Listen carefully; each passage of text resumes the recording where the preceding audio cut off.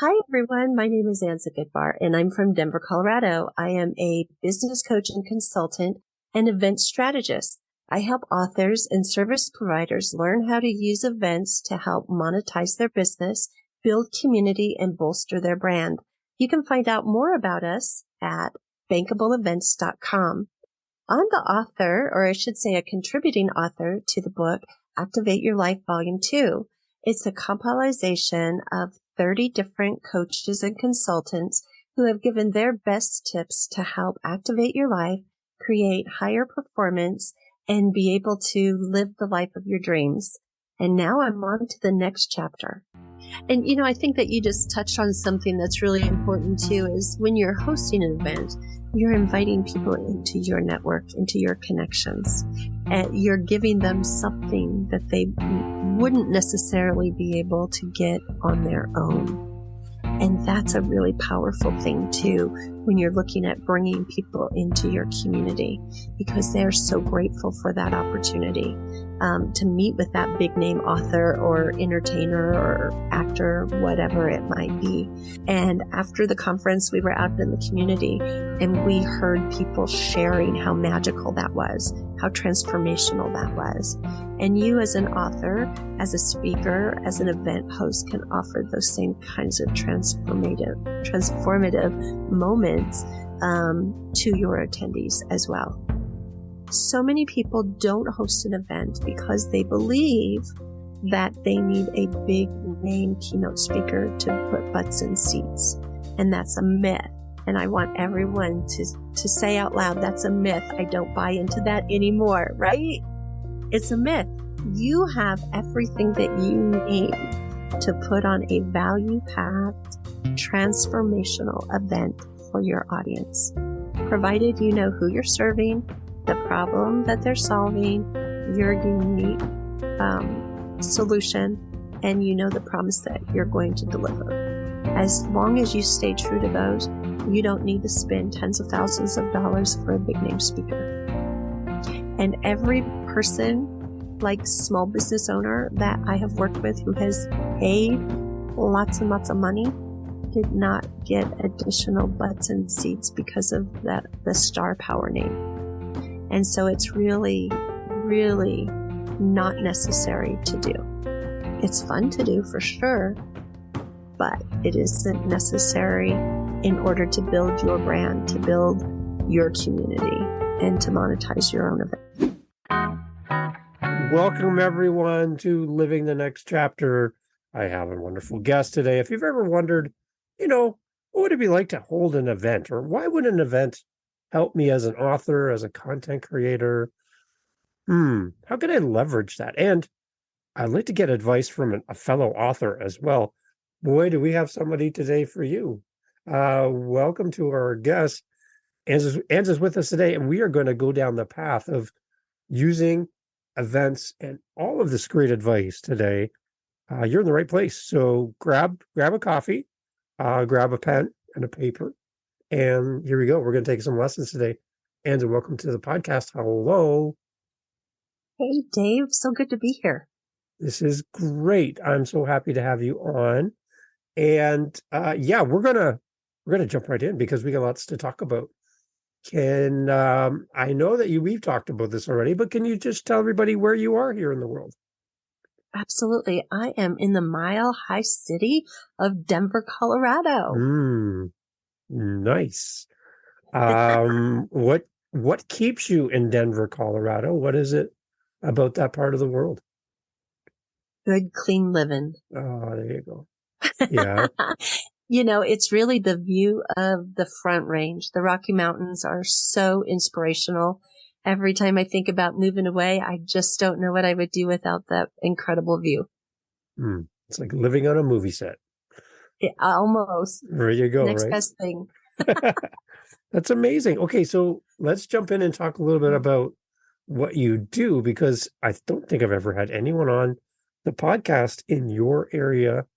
And I think this is great to have a unique conversation about all the great stuff that you're doing. So tell me a little bit about your business. I'd like to kind of start with that. Absolutely. Well, for the past 14 years, I have been a business coach and consultant. I primarily work with service providers and small business owners. And most recently, we've added a new brand to our business called Bankable Events. And it is all about helping people leverage their expertise by hosting their own live event. And one of the markets that we work with is authors. Over COVID, everybody and their grandmother wrote a book, but nobody's making money from their book. The way the idea was pitched to them is you write a book and, you're going to sell all these books and make all this revenue. And for 99% of the people, that's not how it happens. You have to put a lot of work into marketing your book, getting ads to drive traffic if you're really going to sell a boatload of books. And so what we have done is we have devised a system based on my 20 plus years and 4,000 events that I've planned and executed to be able to help people leverage their expertise, raise visibility to their brand, build community, and most importantly, monetize, right? We're all business owners. We want to be able to monetize our efforts. And so we can help authors specifically find different ways to monetize their book. So they're able to create multiple streams of income and repurpose the content that they work so hard to produce.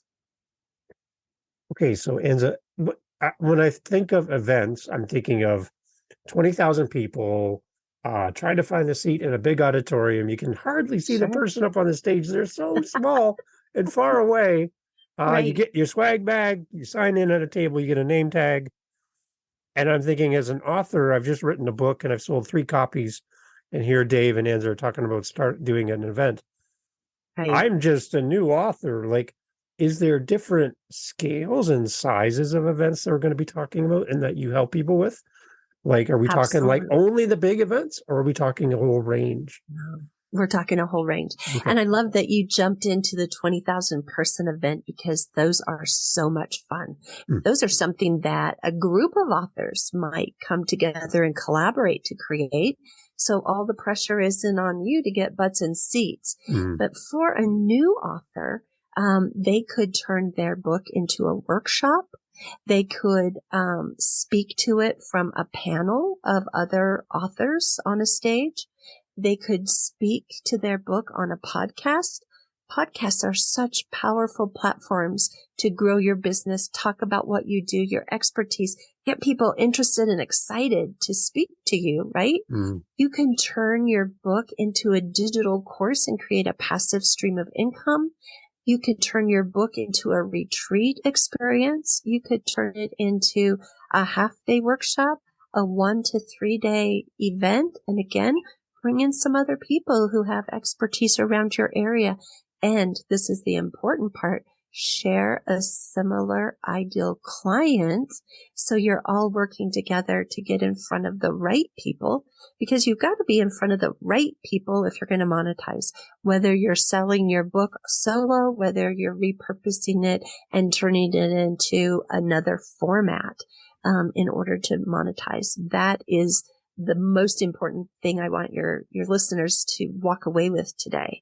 Because you can be in front of hundreds of thousands of people, but if they're not your people, you're not going to monetize, or at least not at the scale that you hope to. After putting, all of the effort into building out an event or turning your content into a workshop or into a digital evergreen kind of product, you have to be in front of the right people. You have to know the problem you're solving. You have to know why you stand out from your competition.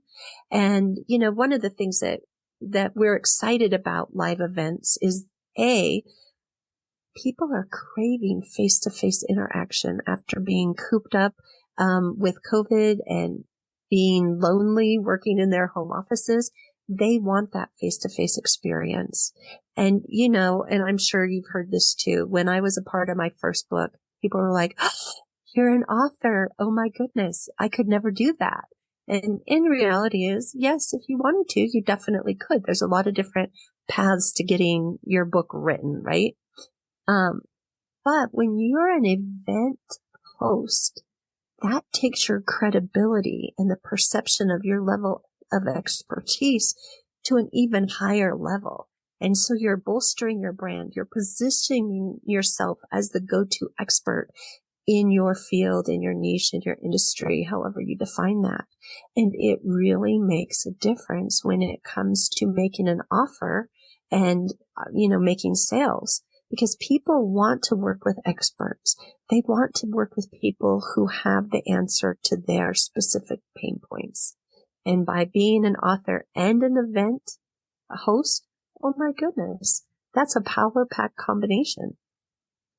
It's a great way to build community. And It is. the one thing that I think of when I think of starting an event like this is it's kind of like a parade. If you can get out in the very beginning of the parade, jump through the crowd and lead the parade, you're going to start the party and people are going to want to be there, and you just get ahead of it and then kind of point people in the right direction. So what's the secret to a great event? Can we sneak that in here as a little bonus for everyone who's listening? Absolutely. Oh my gosh. We can talk about anything that you would like. Okay. All right. Well, I'll tell you what, I am actually hosting a webinar or a masterclass on March 8th, and we're going to talk about the 5 things that you need to know to have an event that converts, because there's a lot of things that go into building a great event. And I'll tell you, the first thing is choosing the right avatar for what your topic is. We just touched on that, right? Yeah. That's really the key to having a great event, is knowing exactly who you're talking to, what their problem is, and how you are helping them, how you're providing that solution, right? The second thing that you really need to know is, what kind of venue do I need to host my event? What is going to help me facilitate the flow of what I'm trying to create? So if you're hosting a retreat, and I'll tell you, I have a client. She's a female business consultant coach. She works with executive C-suite level people, and she hosts a retreat for women. She doesn't host a retreat for men because we don't believe that men will go away and retreat with a couple of women who are facilitating. And so we repackage it for the men into more of a professional setting, perhaps at an event center or a hotel conference room, because that is more in step with how men want to create their content, right?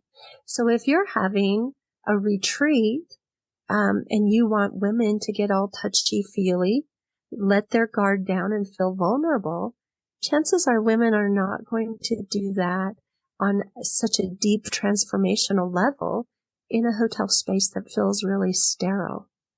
But you go and you rent a Vrbo or an Airbnb property that feels homey, that there's connection, there's space to spread out, there's space to come together, there's beautiful scenery, there's opportunities to get outside and enjoy nature.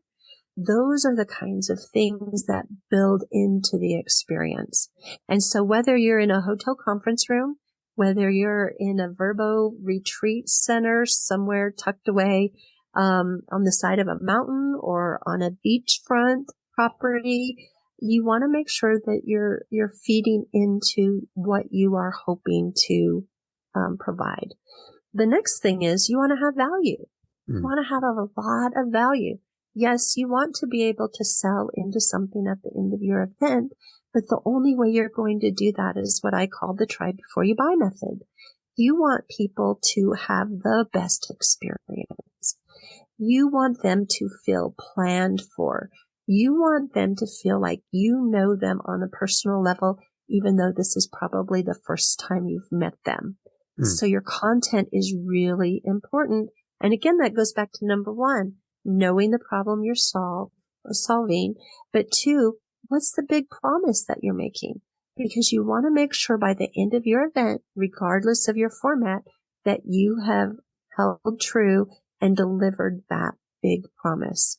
So they have gone from where they were dealing with this problem or issue to being on the other side of that chasm, to having an actionable plan or tool that's going to get them the result that they are desperately seeking. So then, go ahead. You have a question. No. I'm just like, no? it's there, but there's more. I know there's more. Keep going. I love it. Awesome. So then you also want to think about the interaction, right? You want to have some kind of tangible takeaway, whether it is helping them become better networkers. People often walk away from a networking event or any kind of gathering that they don't make a connection. So you want to create an organic time inside of your event where there's guided interaction. So you're helping them, you're teaching them how to make an impression, how to pique the interest about what they do and not sound salesy. And so, you might work with small business owners and you might say, hey, I'm a small business incubator. Well, what does that mean, right? It's going to cause a question to be asked. It's going to be an easy way to share what you do, but you don't walk away feeling like a used car salesman in the process. You've made a real connection with another small business owner who's saying, man, I need to know somebody like you because I know in the U.S. that 50% of small businesses don't make it past the 5-year mark. I want to be the other 50%, right? I want to change the odds in my business. What is it that you do? Oh, you build community. You help solve problems. One of my clients, I'm using this as an example. He has something that they call an idea slam. A couple times a week, they come together and small business owners bring their problem and everyone who shows up in the meeting offers all of their solutions and advice from their own personal experience. How great is that? So for someone who's a small business owner struggling, he meets somebody like that at an event. Man, what are the odds that they're going to collaborate and do business? Pretty good. So you don't want to be the only one doing business at your event. You want to open up opportunities for other people to make connections where there is the potential of them to work together with other people that were at the event. Because ideally, you're bringing all of the people who are just like your ideal client, who honestly are very similar to who you are in many cases, into a breeding ground, right? Into an incubator where you can foster the connections that you're helping people make. And then the final part is make sure you're asking for their feedback. People want to know that you care. Take a survey, take a poll, and make sure that you are offering some kind of gift in exchange for what they're offering you in their feedback. That's market research, because that's what's going to help you make an even better event the next time you do it. If there was anything that you missed on the front end, if there's anything that changed from your previous event, or if it's your first event and you're just going in on your best suppositions, that's stuff that you want to be able to capture in order to make your products and offerings even more valuable. So those are some of my tips for building out a really great event. And, it sounds like that's a lot, and I'm not going to lie, it is, but it's all very doable. If you have the right strategy, if you know your why am I hosting this event? Oh, I want to be seen as a thought leader. I want to raise my brand, visibility. I want to build community. I want to help more people. You can make a bigger impact by hosting events and being in the one-to-many model versus what you'll ever do working one-on-one with people. You want to sell your book? Sell your book from stage. Have a book signing table. So you can still sell your book, sell more copies of your book, but then you can sell into a coaching program that you repurposed your content into. So now you're selling your book for $25, right? For an autographed copy. You're giving your guest an amazing experience. They get to do a photo op. There you are holding your book, smiling with people. You're creating social proof. You're also showing that you're a thought leader. You're a leader in your industry. And in order to be able to create that positioning for yourself, it's like the only way you can really do that is through hosting a live event. You're not going to get the same following any other way.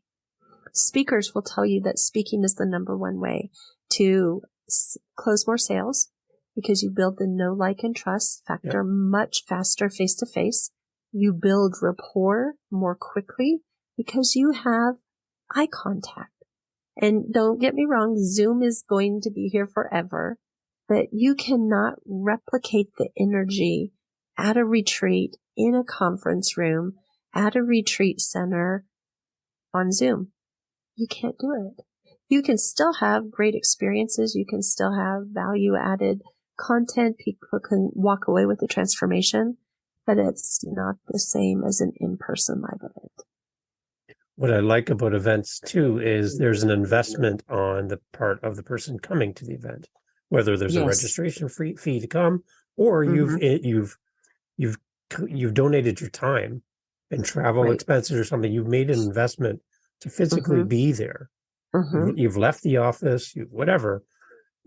You've given something of yourself to the event to make yourself available to be there. So you've already bought into the event before it's even started. Exactly. So I like that kind of investment that we make as attendees to an event, because we're already coming in going, I'm anticipating to get A, B, or C out of this event. Maybe it is only to meet someone in my field or make that connection or meet the host or whatever it is. But I'm coming with an anticipation that I'm going to receive something. The other thing I love too is that you can actually attend an event for what you can give to the event. As an attendee, you're coming to say, I love this topic, I love this community, and I want to give back, and I want to be a part of this thing. So I love events. It's great. Yeah. I love what you said about getting the ROI, because it isn't about just the event host getting an ROI on his investment in time and, the money that it takes to put on an event, but you as an attendee also want an ROI. You want a return on your investment, which makes you as the attendee far more likely to be tuned in, to be looking for those bits of gold nuggets, of those words of wisdom that are going to help you get further down the road in your life, in your business, in your relationships, whatever the content is that you went for. And on Zoom, that doesn't always happen. It's easy to blow off a Zoom meeting or a Zoom event. Oh, I'll catch the replay. Something else came up. It's Super Bowl Sunday. I can't be at that event. I didn't know when I signed up it was Super Bowl Sunday, or whatever. It's been a dreary winter. It's 60 degrees and sunny. I'm going to go for a hike. I'll catch the replay. You don't do that if you've invested several $100s or even several $1,000s to attend an event. You're going to show up. You're going to be there. You're going to get as much out of that as you possibly can. Because again, you've got a monetary investment and you have a time investment. I'm a John Maxwell trained coach, trainer, and speaker. And John always says you have to give up to go up. You have to sacrifice something to get to the next level. And I find that is true day in and day out. You've got to give up something good to get something great. And I think events are a great example of how that axiom works. It's a great visual too. I love that. Wow, that's amazing. So the one thing I get a lot of requests from authors is we talk about the monetization of their book, and they're done, they're published. We joked before we hit record that we get to the finish line of writing our book. We're done, we're published. I've got a box of 100 books behind me, and now what? And they get to the finish line of their race of writing, and instead of saying the word finish across the banner, it says start. And they're like, what? I thought I was done, but now I have to now go and monetize this book and sell the book. I love that Yes. you mentioned being on podcasts, kind of meta that we're Mm-hmm. talking about that on a podcast. I love that. Right.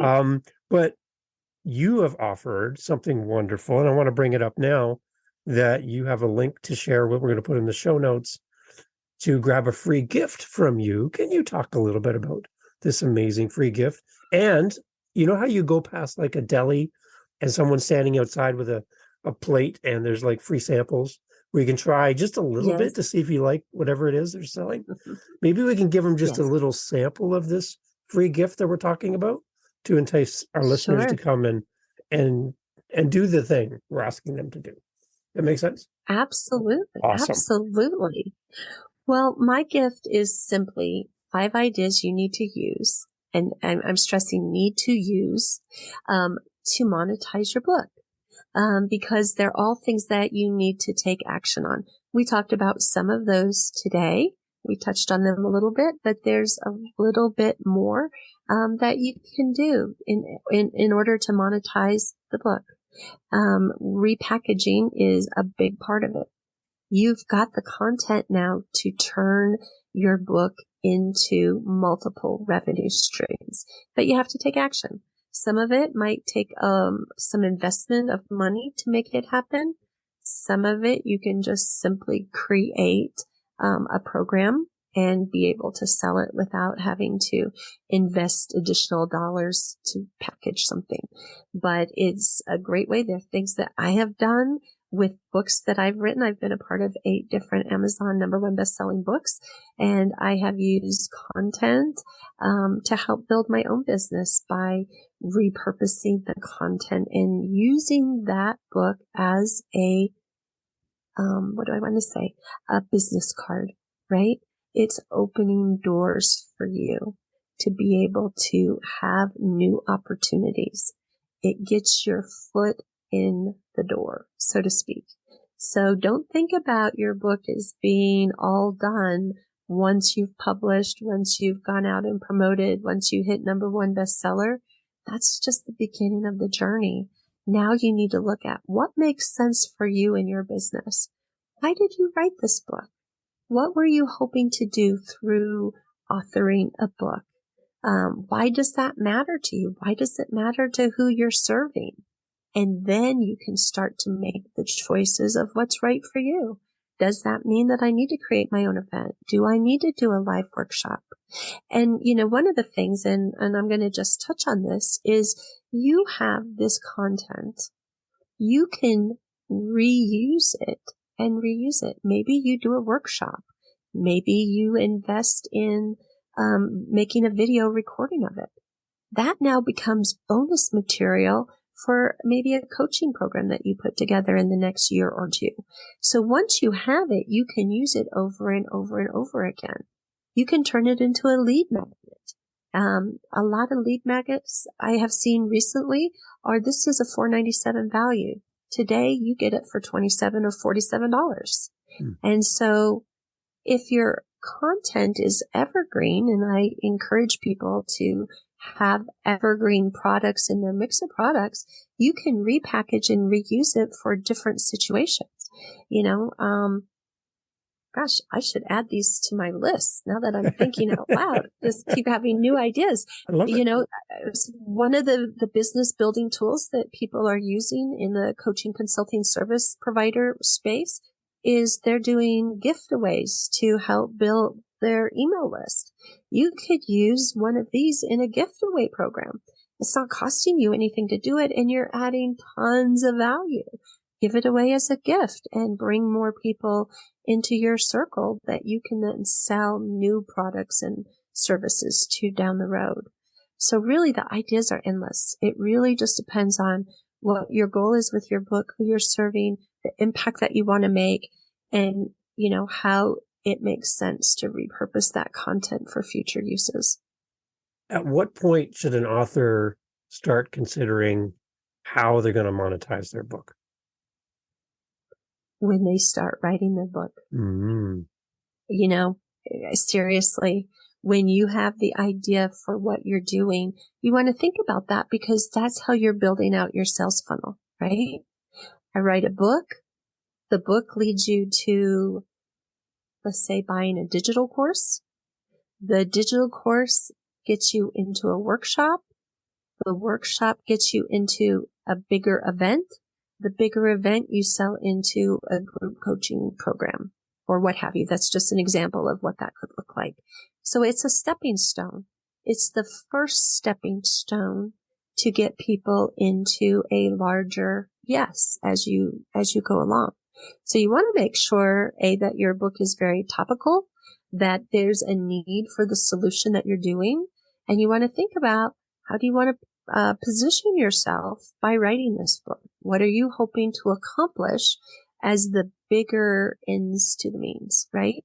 If you're just writing the book to say, yeah, I wrote a book, great, done, that's fine. Some people do that. It was an item on their bucket list. But if you're using it as a business building and marketing tool, you want to start looking at, what opportunities can I create for myself from this book? How is it going to lead me into generating more revenue for my business? And that's what you really want to start looking at before you ever start writing, because that's going to impact what you put in your book, because you've got to know where you are, where you want to be.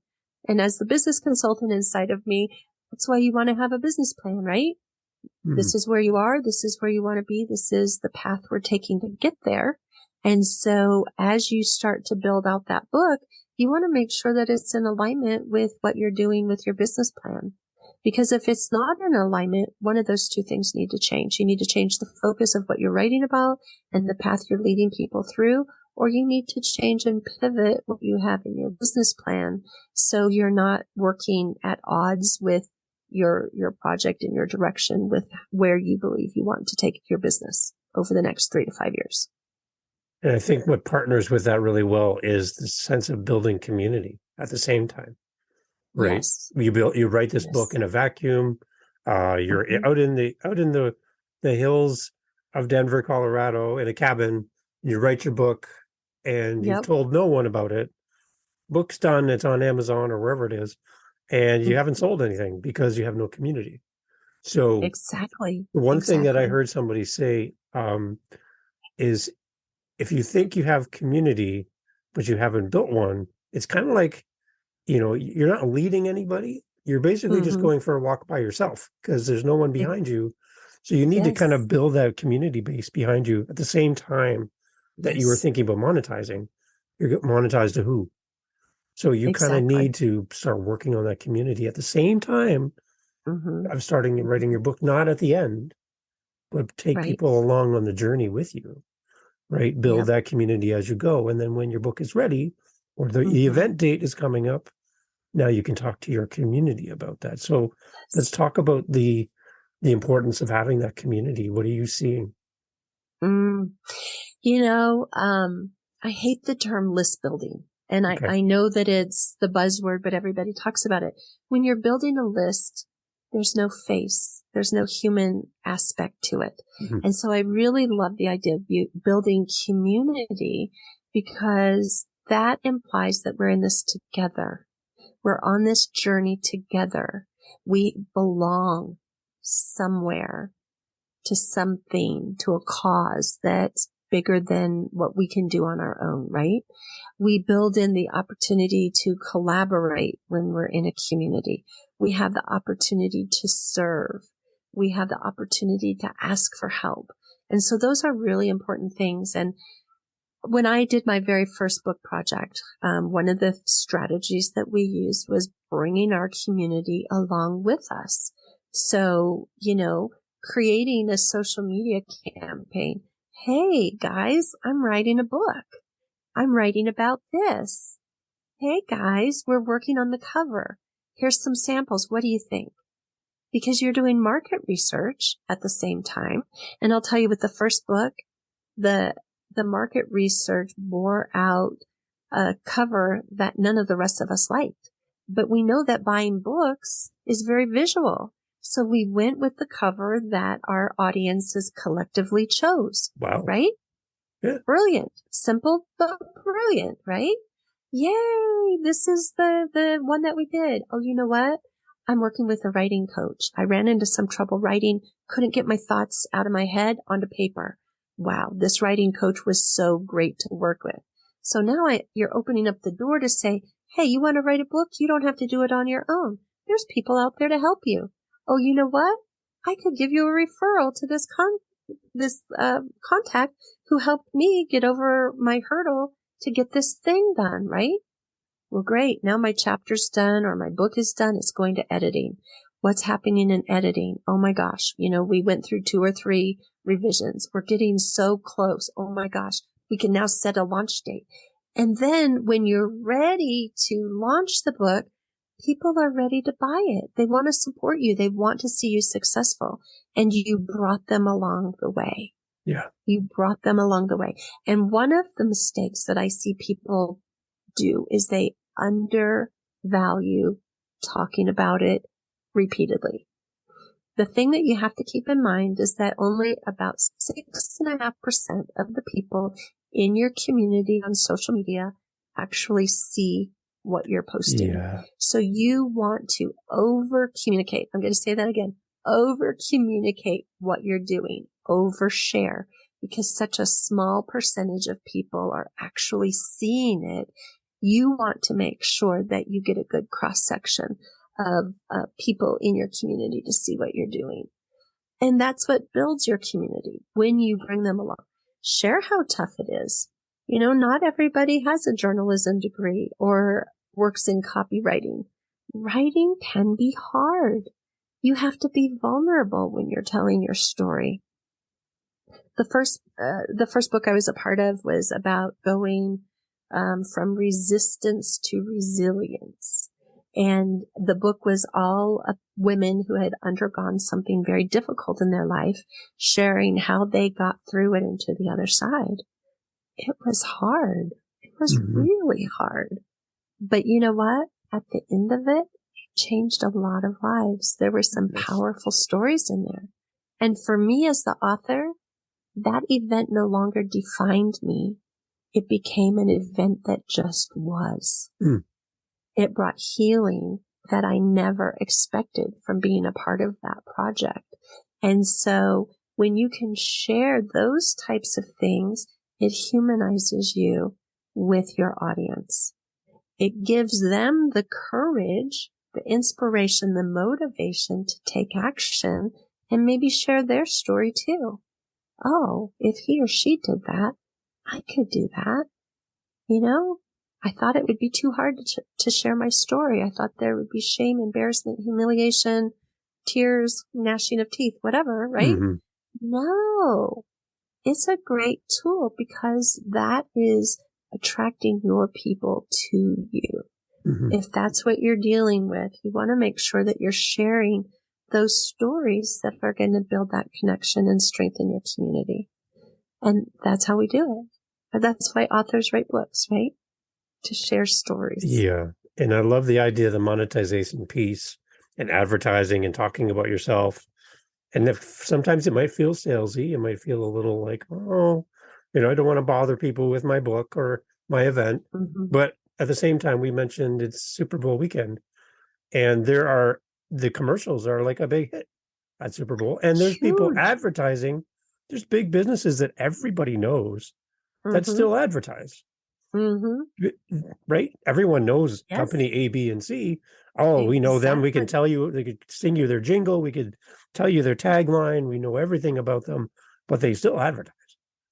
So when you have a book, when you have an event, it might feel weird. It might feel weird to advertise on the Super Bowl, but people want to support you. They want to know how.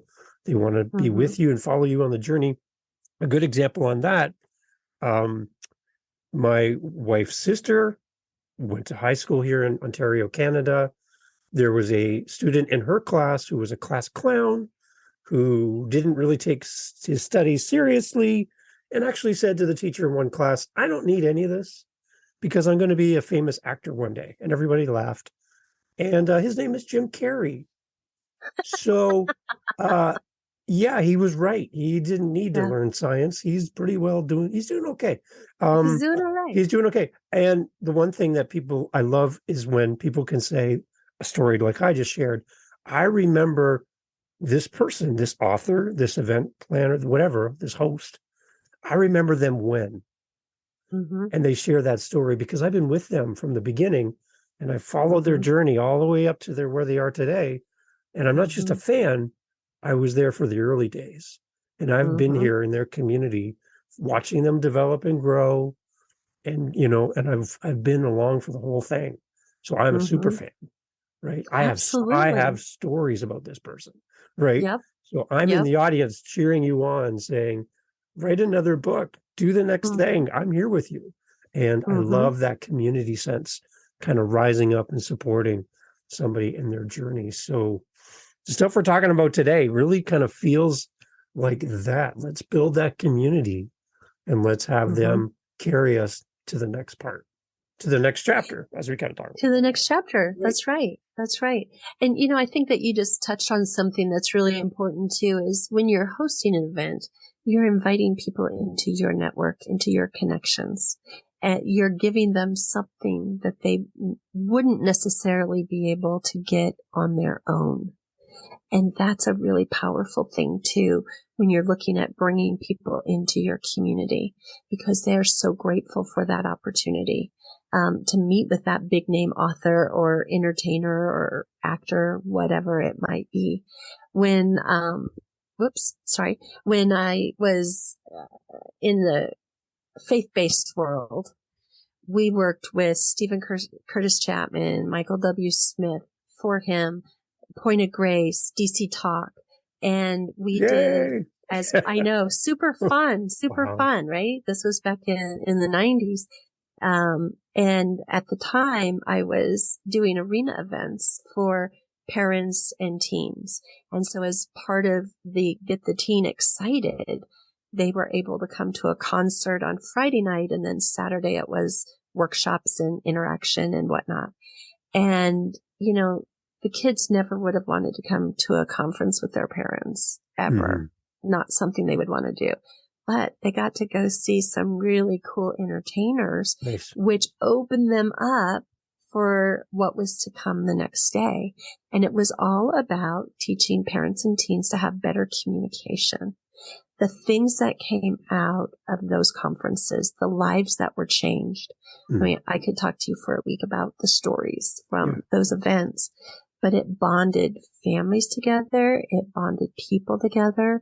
Most of the people who came invited their kids, friends, families. And so their little micro communities came together. But to give them this opportunity that, you know, in the 90s, kids and concerts weren't as big as they are now. So it was a very unique experience for them. You know, at that time, there weren't arena events for parents and teens to attend together. And off the top of my head, I can't tell you that I know of any that are going on today.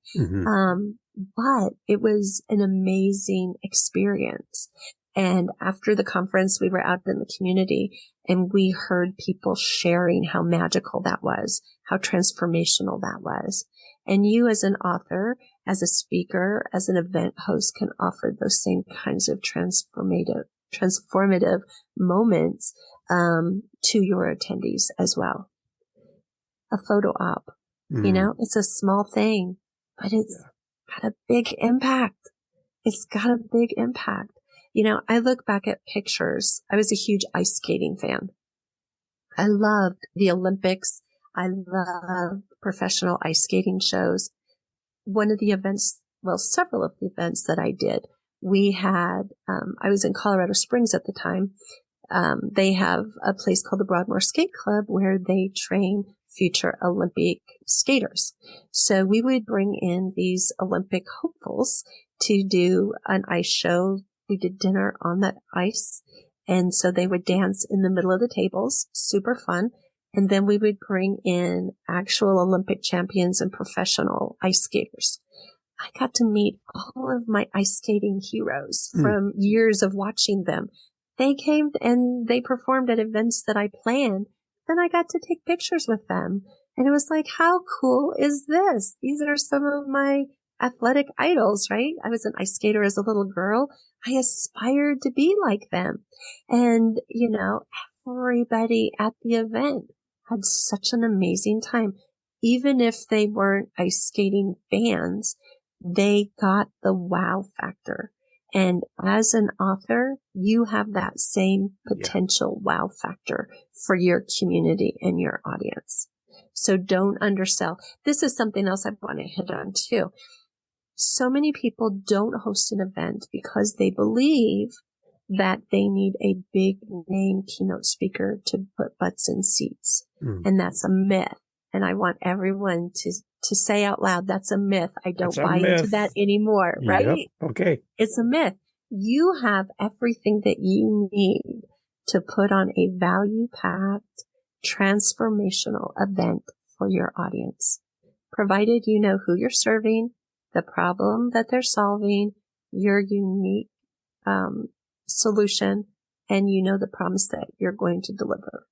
As long as you stay true to those, you don't need to spend tens of thousands of dollars for a big name speaker.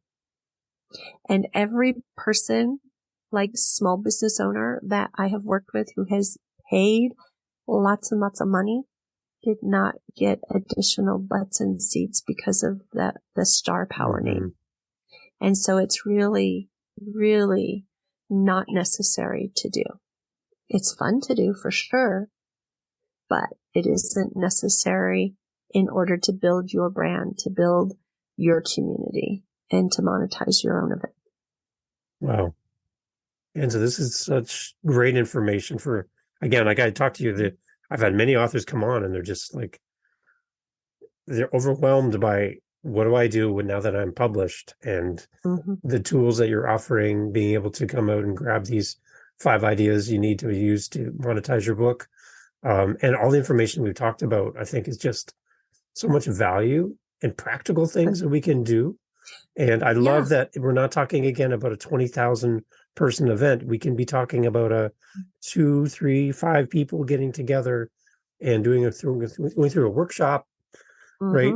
But just that all of the practical things that we've discussed, I think these are going to help us elevate and promote our content in a better way. So it's awesome. Absolutely. Yay. Well, I'm glad that you found this helpful today.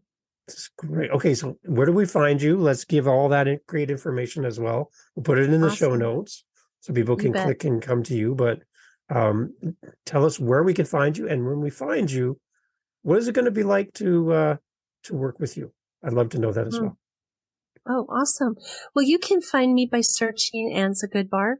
I have my Anza Goodbar domain pointed to our new website, which is Bankable Events. But if you type in Anza Goodbar, you're going to find me. I'm very searchable on Google. I hang out a lot on LinkedIn. Okay. I have a brand new Facebook group that I just launched last week, for people who want to learn more about events. We're just going to answer questions, add value, help people get started. So there's not a lot of people in there yet, but we're going to build that community because I believe that hosting your own event is one of the best business tools out there right now. And there's so much fun. We want to have fun. We want to stand out from the crowd, right? We don't want to do what everybody else is doing. We want to do our thing. We want to brand ourselves as who we are. We want to create that blue ocean, right? And events can do that. So you can find me at any of those places. What is it like to work with me? Let me say, I'm not a cookie cutter solution kind of gal. We customize everything that we're doing. We get to know who you are as a person. We get to know where you want to go in your business. We want to know what your core values are. So any suggestions that we make are in alignment with where you want to go and with who you are.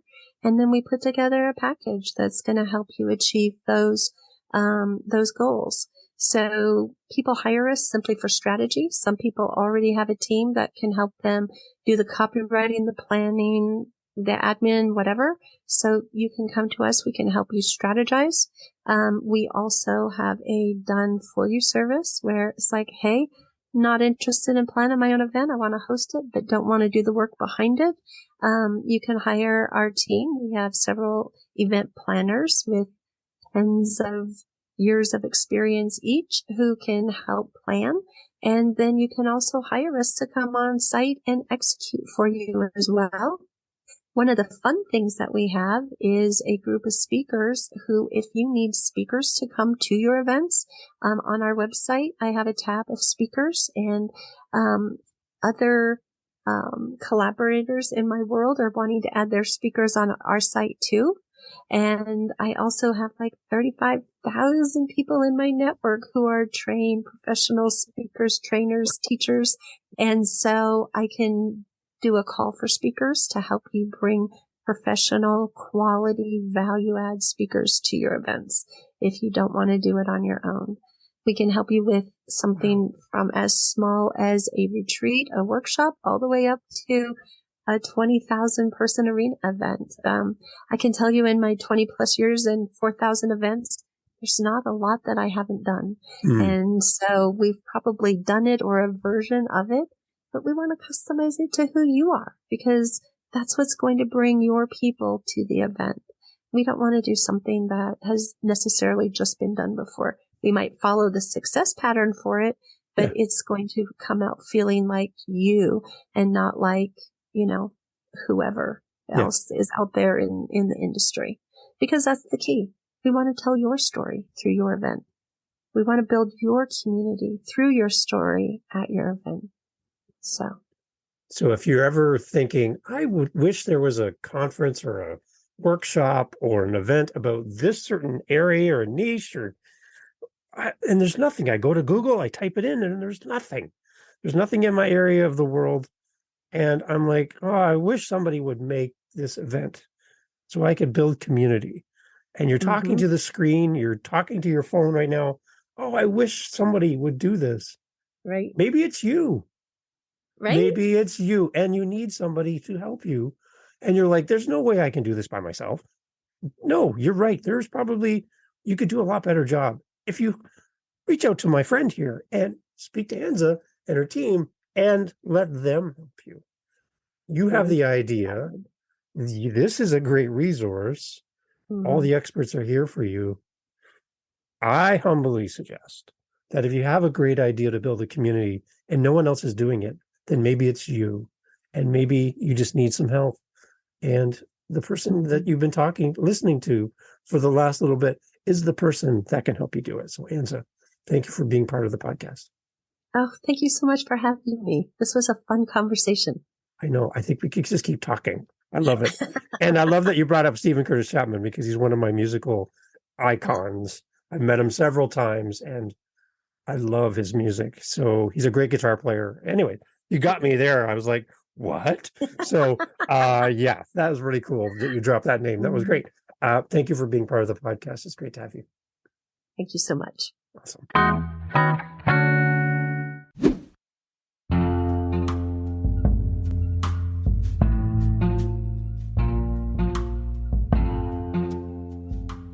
Thank you for subscribing and following. And you're listening this far in the podcast, so you are my best friend. I'm sorry, but you are now my best friend. So welcome. Nice to meet you.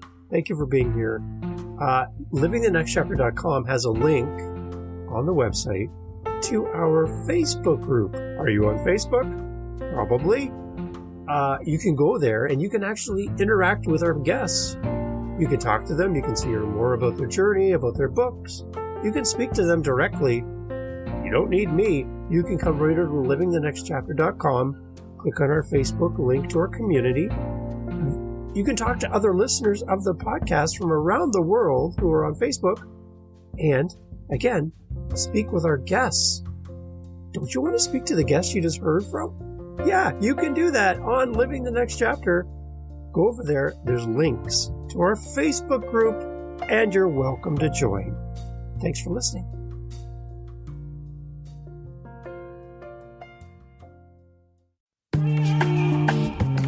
Mindshift Power Podcast, the podcast for teenagers and those who work with them. There's a huge problem in America today. There's a very large disconnect between teenagers and the adults who work with them. I'm looking to bridge that gap with real, raw, honest conversation, not held back by the chains of political correctness. You cannot solve a problem you do not understand. Want to understand teenagers today? Listen to this podcast. This podcast is for teens in the U.S. and Canada. To learn more, go to fatimabay.com/podcast or just look for Mind Shift Power Podcast on any listening platform. I look forward to you being a faithful listener.